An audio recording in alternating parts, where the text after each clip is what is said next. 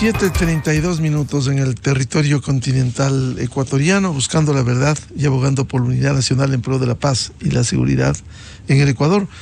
Queremos saludar al diplomático de carrera, ex canciller ecuatoriano, ex embajador ante la ONU en España, fue embajador en México con una larga trayectoria, doctor Francisco Carrión Mena.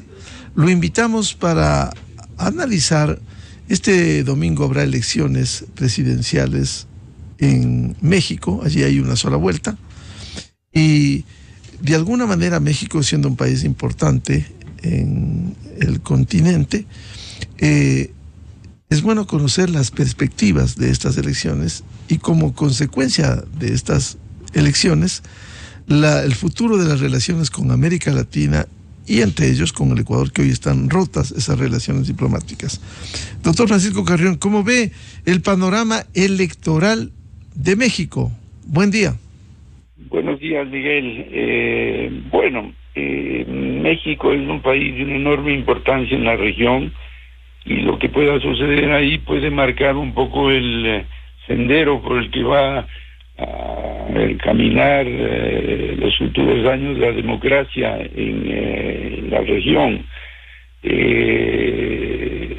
Allá las cosas están, yo diría que, por un lado, cosas muy tristes marcadas por la violencia. Según he podido conocer, más de 132 asesinatos políticos electorales se han producido en esta campaña. Y eso es sumamente grave, aunque lamentablemente en México no diría que sea una costumbre, pero es bastante usual el que haya sangre en los comicios electorales. Pero lo que parecería que puede producirse es una extensión del gobierno del presidente López Obrador. La candidata de Morena, que es el nombre del partido, parece que se ha afianzado y con el respaldo, por supuesto, muy explícito y muy grande del propio presidente, y haría pensar que la señora Claudia Sheinbaum sería la triunfadora.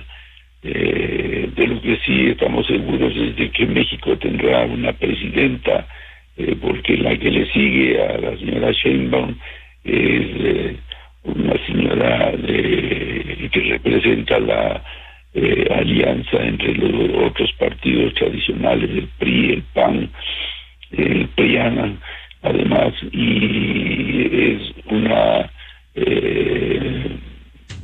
mujer, como digo, de origen indígena, la señora Xochitl Gálvez, de tal manera que va a haber un cambio en México en cuanto al género a la cabeza del Estado. Yo estoy convencido por las encuestas que le dan cerca del 25% de ventaja a la señora Sheinbaum, será la próxima presidenta de México. Aun cuando, de acuerdo con últimos reportes, sigue primera, evidentemente, la candidata de Morena, del candidato Andrés Manuel López Obrador, Claudia Sheinbaum, sin embargo, se ha reducido ese margen de diferencia con la candidata que ve en segundo lugar, Xochitl Gálvez. ¿Cree usted que está marcado el destino y los resultados en las elecciones del próximo domingo? Yo creería que sí. Yo creería que la ventaja ya es cuando faltan solamente 72 horas. La diferencia es suficiente como para que no haya una alteración en el resultado.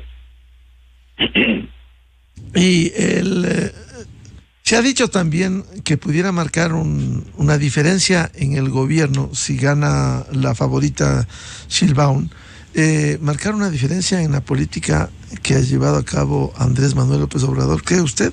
¿O se enmarcará en lo mismo? A ver, yo creo que el primer año, en todo caso, de la señora Sheinbaum será la misma política en todo sentido del presidente López Obrador. ella ha sido muy fiel escudera del presidente actual, y eso hace pensar que en el futuro, por lo menos la primera parte del sexenio, seguirá la misma senda, ¿no? México es un país que ha crecido económicamente bastante, se ha consolidado, hay un fortalecimiento institucional, en fin, yo creo que el sexenio del señor López Obrador ha sido positivo, sobre todo para las clases populares. De ahí es su enorme popularidad que tiene, que se acerca al 70% de él como persona, ¿no? Y eso consolida la tendencia populista de izquierda del señor López Obrador. Es decir, incluso la política internacional mantendría en las mismas condiciones como lo ha hecho López Obrador. Eso es difícil de decir. La primera prioridad para México, como es obvio, es su vecino del norte, ¿no? Estados Unidos. Ahí tiene poco margen la señora Sheinbaum, porque Estados Unidos es la primera potencia mundial y el primer mercado, por supuesto, para los productos mexicanos. Entonces ahí será difícil que modifique la política, más aún cuando hay la posibilidad de que el señor Trump pueda nuevamente llegar a la Casa Blanca. Siendo así, la señora Sheinbaum o la nueva presidenta de México, cualquiera de las dos que sea, no tendrá mayor margen para cambiar la política, salvo alguna mejora en la cuestión de comercio, pero el principal problema que tiene México con Estados Unidos es el tema migratorio, y eso no cambiará, inclusive le puede agravar con el señor Trump en la Casa Blanca. Y si se hace el escenario, nada más, el escenario de que ganara la candidata que va en segundo lugar, Xochitl Gálvez, ¿cuál sería el panorama? En materia de política exterior yo creo que sería el mismo, ¿no? Porque, como digo, en primer lugar, con Estados Unidos no tiene mucho margen de maniobra. México tradicionalmente tiene una política exterior similar, tiene una política exterior que se ha mantenido a lo largo de décadas, y entonces no será fácil que hayan cambios bruscos en la política exterior, siendo la señora Gálvez la nueva presidenta de México. Y en general con América Latina, recordemos que México ha sido un escenario para la Alianza del Pacífico, en donde penosamente el Ecuador no pudo entrar por las consideraciones públicas. ¿Cuál sería el panorama en la relación de México con América Latina? Bueno, eso está por verse, ¿no? Eso está por verse. América Latina ha tenido un papel muy marginal también dentro de la campaña. Las declaraciones han sido respecto de América Latina y de lo que puede hacer México han sido más bien marginales, y en política exterior ya México juega en las grandes ligas, ¿no?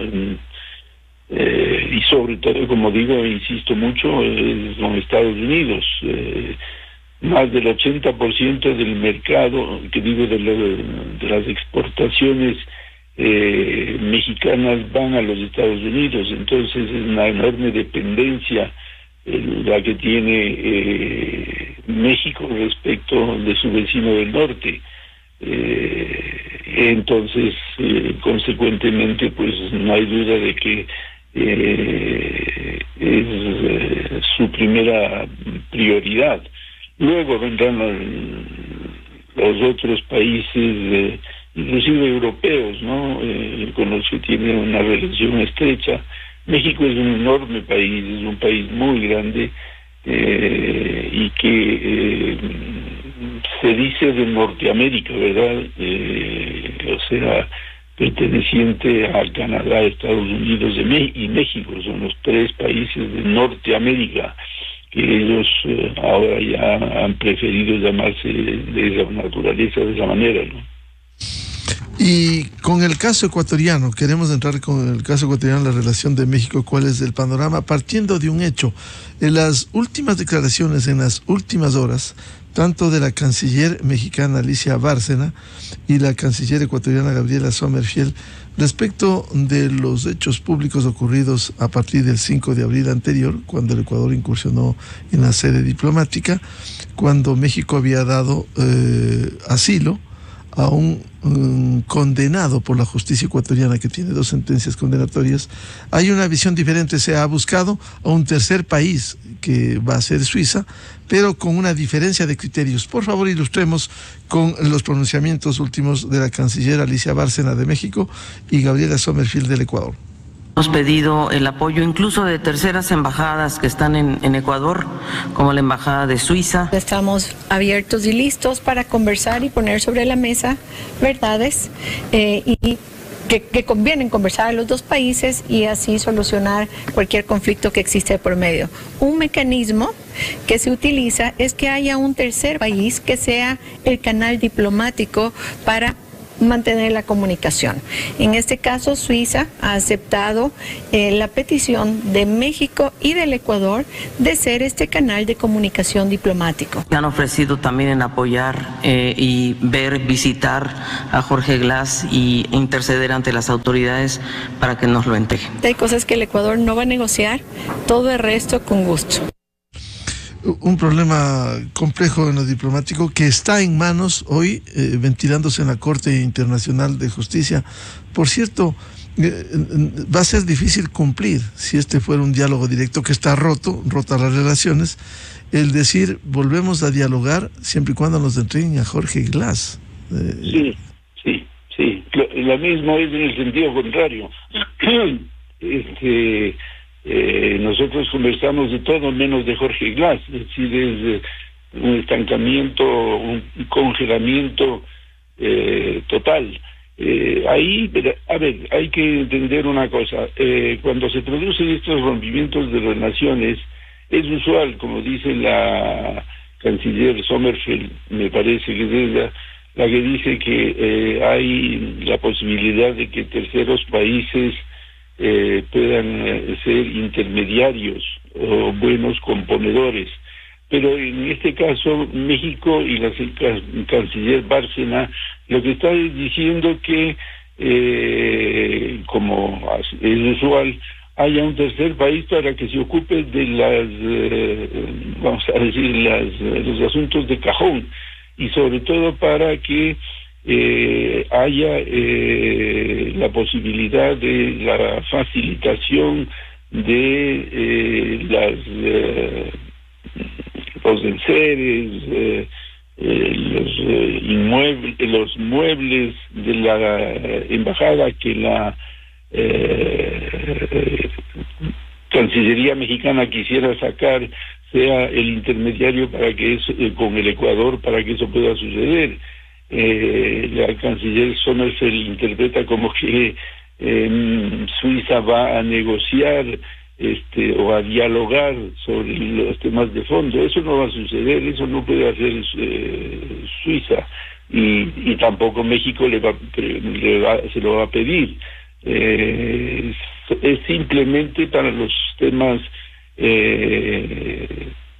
como digo, de cajón, no para los temas de fondo, de ninguna manera, y en eso México ha sido muy claro. Mientras la canciller ecuatoriana hablaba de que va a ser Suiza intermediaria, por otro lado la canciller Bárcena decía no, esto no se trata de el tema está, y eso lo dijo el propio presidente López Obrador en su última mañanera, que fue ayer me parece,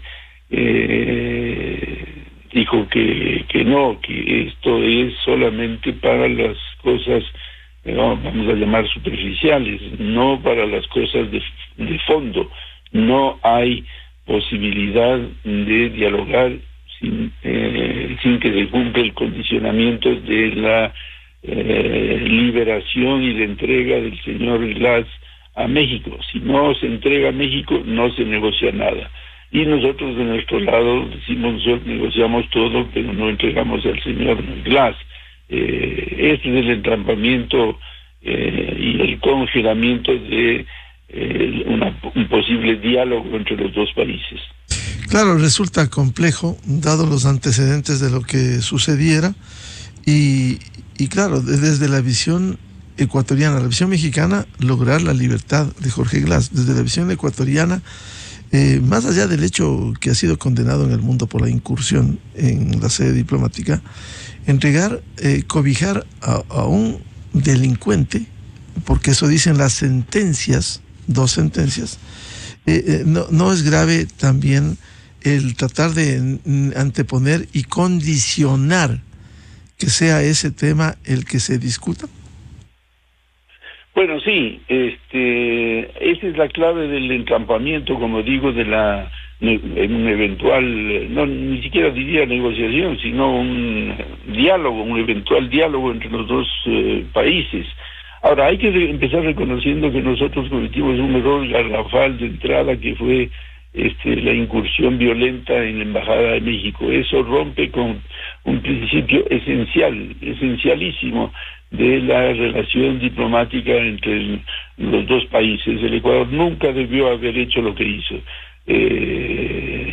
Debió preocuparse de que el señor Glass no salga de la embajada, cosa que era factible. La embajada en México, la sede aquí tiene dos puertas, creo, y esas 2 puertas se podían controlar fácilmente. Pensar que se va a escapar o va a huir por esas 2 puertas sería menospreciar la capacidad de nuestras fuerzas del orden, la policía y las fuerzas armadas, para controlar que no salga. Y ahí se dice que podía introducirse en un vehículo y salir. El Ecuador puede, ahí sí, sin llegar a lo que es la invasión y la incursión dentro de la embajada con la violencia que se hizo, se podía controlar el contenido de los vehículos. Eso es claro, habría sido una molestia para México, pero Ecuador podía haber hecho eso e impedir que el señor Glass pueda escapar de la Embajada de México. Eso es así. Embajador Carrión, pero en ese escenario, si hubiese salido en esa posibilidad en vehículo, no hubiese argumentado México que no se puede tocar ni siquiera cuando se hablaba el vehículo, cuando se hablaba de la llegada de aviones mexicanos, como ya sucedió en Bolivia. O sea, hay antecedentes de esta política internacional. A Evo Morales, en un viaje complejo, sinuoso, que pasó por Paraguay en el 2019, lo sacaron. Estuvieron a punto de sacar al hoy en la cárcel presidente peruano, Pedro Castillo. Quizás México también no debió hacer lo que hizo el presidente de izquierda, Tabaré Vázquez, de Uruguay, cuando Alan García Pérez, el expresidente peruano, fue y pidió asilo en la sede diplomática en Lima, y le dijeron: no le podemos dar, vaya enfrente a la justicia ordinaria, la justicia común en el Perú. Quizás ese no fue también el precedente, el antecedente para una acción que no justifica, en modo alguno, no justifica, pero haber dado albergue a un delincuente México. Bueno, sí, es inaceptable eso, pero es más inaceptable aún el incursionar violentamente, y hay escenas donde se ven maltratos al personal de la embajada. En fin, eso es inaudito, eso es absolutamente inaceptable según la Convención de Viena de Relaciones Diplomáticas. Yo creo que ahí está el gran error que cometió el Ecuador y que, volviendo al tema de la Alianza del Pacífico, condenó al Ecuador a que no podrá entrar a la alianza, no diría nunca, pero sería casi imposible que pueda incursionar, formar parte de la Alianza del Pacífico. De la Alianza del Pacífico, eso es así. Ahora, el caso de Tabaré es un caso de un país bastante más institucionalizado que los nuestros, que México y que Ecuador, donde le aceptaron como huésped. Alan García se consultó a Montevideo y el presidente Tabaré dijo: no, este señor está siendo buscado por razones de tipo, delitos de tipo común, y no le damos el asilo, y si va a usted salir de aquí de la embajada. Ya en el caso de Glass y López Obrador no sucedió eso. El Ecuador podía tener la facultad de no dejarle salir de la embajada y listo. Recuerde usted, hay casos donde ha habido 3, 4 años de reclusión, diría, en una embajada porque no se le concede el salvoconducto al asilado que está pidiendo una autorización para salir del país. Claro, el caso del líder peruano Haya de la Torre, Víctor Raúl Haya de la Torre. Ese es un caso emblemático, ¿no? Y yo creo que nosotros pudimos haber hecho lo mismo y no meternos en el problema en que nos hemos metido, donde ya estamos viendo las consecuencias, y sobre todo estamos viendo las consecuencias de la situación de los migrantes ecuatorianos que deben atravesar todo México para llegar a la frontera norte con Estados Unidos, que están en total indefensión porque no tienen un consulado o 2 consulados en Monterrey y en Ciudad de México que les puedan ayudar, proteger eventualmente, y porque no tienen. Hemos perdido nuestros 2 puntos de apoyo para esos ecuatorianos migrantes que sufren lo indecible para atravesar y llegar a los Estados Unidos. Ese es uno, y el otro es una cosa quizás más pequeña, pero que es sintomática. Usted habrá visto que la compañía Aeroméxico ha cancelado ya los vuelos al Ecuador. Y después, sin duda, también el comercio, las inversiones se reducirán, porque si bien son asuntos privados, todo el papeleo que se necesita realizar para la exportación de productos ecuatorianos, ¿dónde se lo va a hacer? ¿En qué consulado se lo va a hacer? ¿Se lo va a hacer en Lima, en Bogotá? ¿En dónde? Porque obviamente se necesitan papeles, documentos que no se los puede obtener aquí en la sede mexicana, ni tampoco en el sentido inverso de México al Ecuador. No se pueden hacer esos papeles en el consulado o en la embajada del Ecuador, porque no existe. Es decir, yo creo que aquí ha habido un error garrafal por parte del presidente Noboa, que por un capricho dejó al Ecuador indefenso frente a México, que es un país de un enorme... Doctor Carrión, un error garrafal, dice, del expresidente Noboa, del presidente Noboa.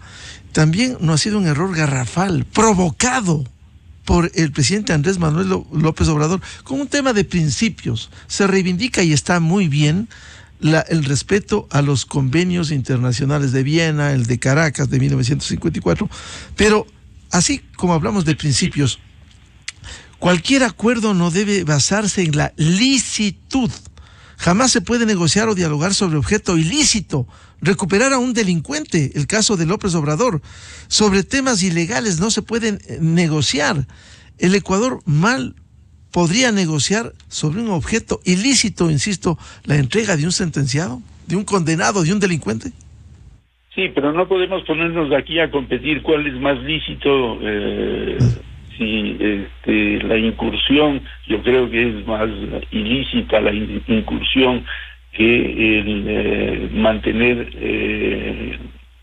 con la protección del asilo a un delincuente, porque en definitiva eso es así. El señor Glass es un delincuente que habría estado protegido por la Embajada de México, perdón, por la Embajada de México acá en el Ecuador. Pero yo sí soy de los que creo que por encima de todo está el principio esencial de la diplomacia, del derecho internacional, que es la no violación de las sedes diplomáticas de los países. Imagínense lo que sería eso. El señor Pinochet nunca llegó a violar ninguna sede diplomática, teniendo toda la... claro, ese fue el argumento de López Obrador, ¿no? Ese fue en una mañanera, que Pinochet no hizo. Es un argumento válido, y piense usted, Hitler tampoco logró violar o hizo... En fin, hay muchísimos ejemplos que se pueden dar, porque este es un principio esencial, pero esencialísimo de la política exterior, la diplomacia y del derecho internacional. Sí, efectivamente. Como también López Obrador violó la convención al dar asilo, el asilo diplomático, el asilo político es un perseguido político. Y el mundo tiene que conocer que Jorge Glass no es un perseguido político, es un condenado por delincuente por la justicia. 2 sentencias condenatorias. O sea, ¿el tema es de ida y vuelta? Sí, por supuesto, pero como digo, podían dejar al señor Glass para eternas memorias en la sede de la Embajada de México en Quito, mantener ese mismo operativo permanentemente para que el señor no salga. El cuestionar la posibilidad o la capacidad de la policía y de las Fuerzas Armadas de controlar que el señor Glass se escape, ya le digo, a mí me da la impresión de que eso es menospreciar o menoscabar la capacidad de las Fuerzas Armadas ecuatorianas para impedir que el señor se vaya, ¿ya? Y esta cuestión de los aviones, por ejemplo, eso... ese es, me parece que es, mire, para que un avión, cualquiera que sea el tipo, pequeño, grande, en este caso decían que eran unos aviones grandes donde iban a meter el automóvil, eso no se puede, eso es imposible hacer, porque se necesita el permiso de sobrevuelo y aterrizaje de un avión, además de el abastecimiento aquí en Quito, y para todo eso se necesitan permisos. Bastaba que no se le diera el permiso para que ingrese al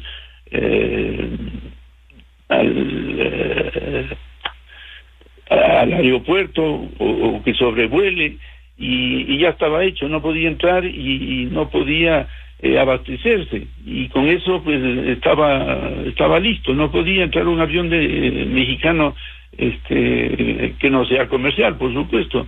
Y en un avión comercial no hubiera salido nunca el señor Glass. Claro.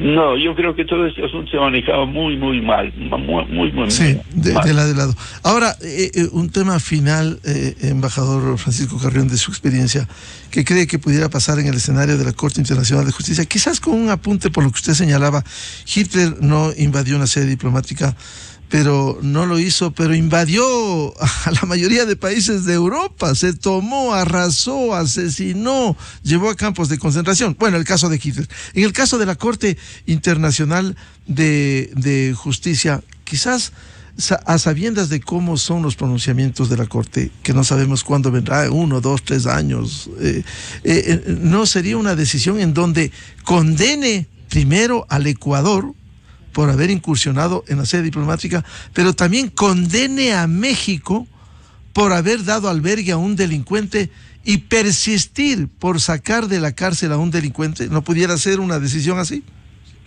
Mire, tradicionalmente las decisiones de la Corte dan razón a un país y un poquito, por decirlo coloquialmente, y un poquito de razón al otro país. Entonces bien podría darse lo que usted dice, que le dé al Ecuador un poquito de razón, pero la razón gruesa, la razón importante, se la va a dar a México, porque no puede irse contra sí misma la Corte al negar la posibilidad de que haya una incursión violenta, como fue lo que hizo el Ecuador en la Embajada de México aquí en el Ecuador. Eso, tenga usted por seguro de que esa cereza, habrá una condena y tendremos que pagar todos los ecuatorianos esa condena por lo hecho por el gobierno del presidente Noboa, no hay ninguna duda. Pero la condena también, digo, para México, porque sí, también viola los convenios, dar asilo a un delincuente. Eso no está en las convenciones. Si nos retrotraemos el principio, y lo sabe muy bien el embajador Francisco Carrión, esto fue en la época de las dictaduras y del Cono Sur, cuando había perseguidos auténticamente políticos y se les daba asilo político, asilo diplomático. Este no es un caso que se enmarque en eso, contrariamente a las convenciones. No, usted tiene toda la razón, Miguel, pero como le digo, el peso de la decisión respecto de la incursión violenta con maltrato para los funcionarios, porque se ve ahora ya con la tecnología, hay videos de malos tratos a los algo nunca visto, ¿no? Algo nunca visto, malos tratos a los diplomáticos mexicanos que estaban en la embajada. Yo no sé, yo creo que aquí se cometió una ligereza es poco decir, una torpeza muy grande al incursionar de esa manera y con semejante aparataje para detener al señor Glass. Al señor Glass se le pudo haber mantenido en la embajada y impedido salir. Como decía que... ya le digo, es menospreciar la capacidad de las Fuerzas Armadas y de las fuerzas del orden, policía y ejército, y en fin, para controlar que no salga una persona de una sede diplomática. Eso yo estoy absolutamente seguro. Claro, una responsabilidad mutua por lo que han hecho, partiendo de la incursión del Ecuador. Ahora, llegar al extremo de lo que México y López Obrador de manera demagógica vende, que ya fue rechazado por el propio secretario de la ONU, Antonio Guterres, de que hay que expulsarle al Ecuador cuando es una decisión de los 193 países, otra demagogia de López Obrador. Totalmente. Además, un verdadero disparate, ¿no?